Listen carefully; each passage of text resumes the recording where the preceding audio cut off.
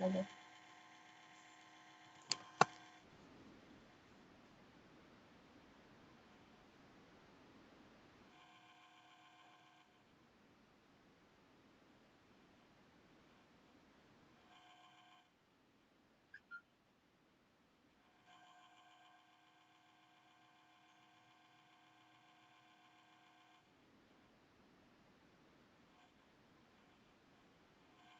Baik, 3.7 menganalisis sistem peredaran darah pada manusia dan memahami gangguan pada sistem peredaran darah serta upaya menjaga kesehatan sistem peredaran darah. Yang pertama, sistem peredaran darah. Sistem sirkulasi dibangunkan oleh darah sebagai medium transportasi tempat bahan-bahan yang ada di saluran dilarutkan atau diedarkan. Pembuluh darah yang berfungsi sebagai saluran untuk mengarahkan dan mendistribusikan darah dari jantung ke seluruh tubuh dan mengembalikan ke jantung, dan jantung yang berfungsi memompa darah agar mengalir ke seluruh jaringan. Mengungkapkan banyak tentang kesehatan kita. Yang pertama, darah. Di HP-nya saya itu kayak buram ya. Yang pertama, darah. Darah adalah jenis jaringan ikat yang terdiri atas sel.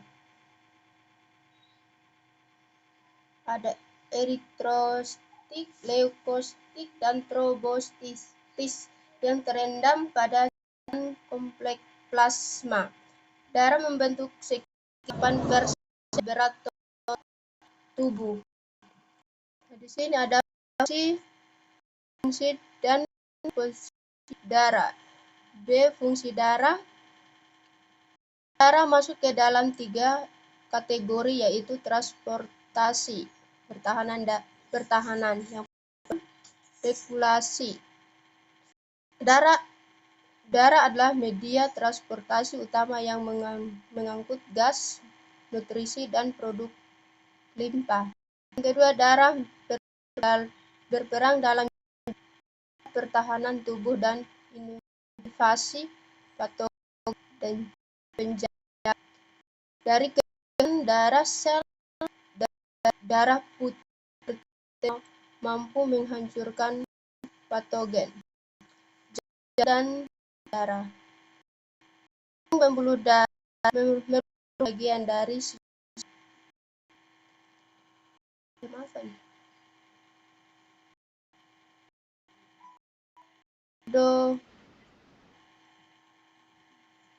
buram ya. Lanjut. Dari sistem yang pertama, jantung pompa darah melalui sistem pertutupan pembuluh darah. Struktur jantung. Jantung bahasa Latin adalah organ pertutor yang memompa darah lewat pembuluh darah oleh kontraksi berlimpah yang ukuran variasi sesuai dengan ukuran tubuh. Jantung dewasa mengukurkan sekitar 9 cm, kebanyakan 13 cm dari darah ke puncak dan 6 cm dari anteriosi ke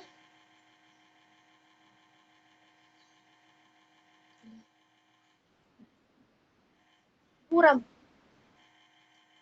Hanya buram be. Ya, lanjut aja yang 3.8. Jelaskan tekanan zat dan tolong kasih lihat dulu yang 3.8 tadi.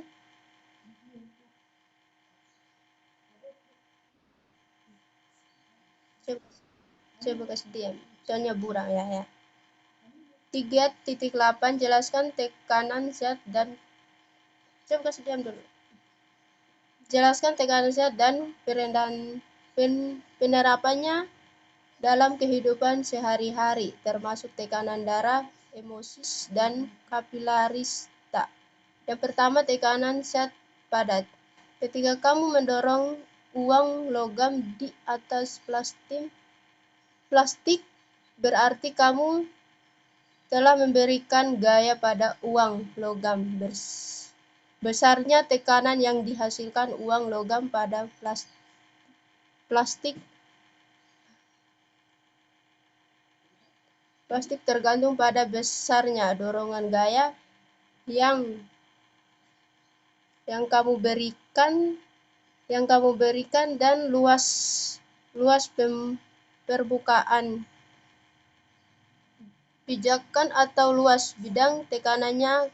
Konsep tekanan sama dengan penyerapan gaya pada luar suatu permukaan, sehingga apabila gaya yang diberikan pada suatu benda F semakin besar, maka tekanan yang dihasilkan akan semakin besar. Sebaliknya, semakin luas permukaan suatu benda, tekanan yang dihasilkan semakin kecil. Secara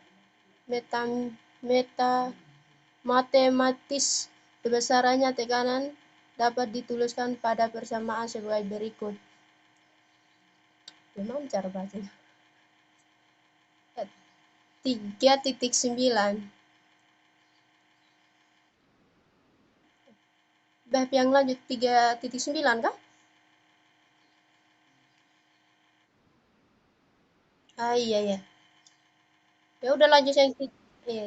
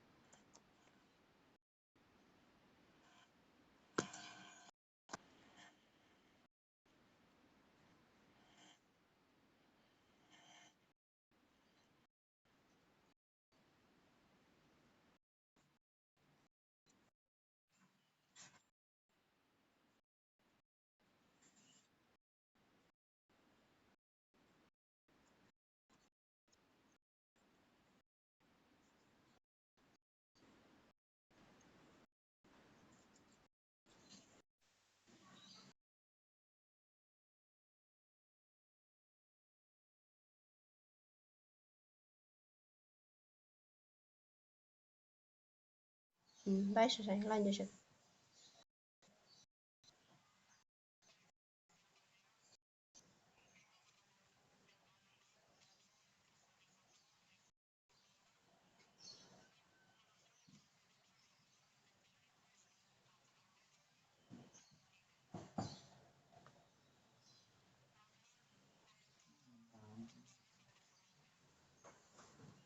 Baik, saya akan lanjutkan 3.8.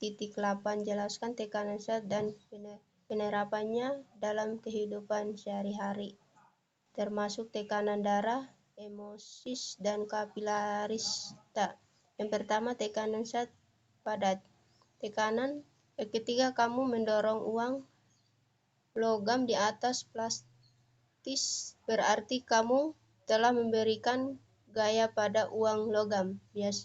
Besarnya tekanan yang dihasilkan uang logam pada plastis tergada besarnya dorongan gaya yang kamu berikan dan luasnya permukaan pijakan atau bidang tekanan. Konsep tekanan sama dengan penyerapan gaya pada suatu permukaan, sehingga apabila gaya yang pada suatu benda V semakin besar, maka tekanan yang dihasilkan akan semakin besar. Sebaliknya, semakin luas permukaan suatu benda, tekanan yang dihasilkan semakin kecil. Secara matematis, besarannya tekanan dapat dituliskan dalam persamaan sebagai berikut. Di sini ada titik 39, menganalisis sistem pernapasan pada manusia dan memahami gangguan pada sistem pernapasan serta upaya menjaga kesehatan sistem pernapasan. Di sini ada rongkong hidung. Rongkong hidung merupakan rongkong tempat masuknya udara untuk kita bernafas. Tidak kelihatan semua ya. Rongkong hidung terdapat rambut hidung yang berfungsi menyaring udara yang masuk rongkong hidung. Tidak hanya itu, di rongkong hidung juga terdapat ujung-ujung saraf. Kenapa? Halo?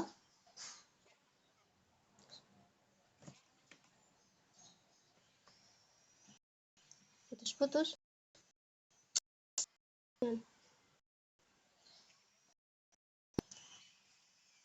Sampai mana tadi?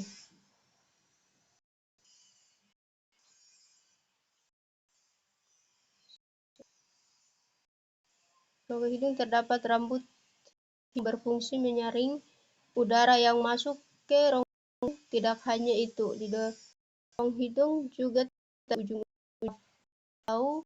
Saraf ini berguna untuk membedakan bau-bau yang masuk ke dari saraf ini. Dari saraf ini kamu dapat membedakan mana bau parfum, bau sampah, hingga bau ayam goreng yang bikin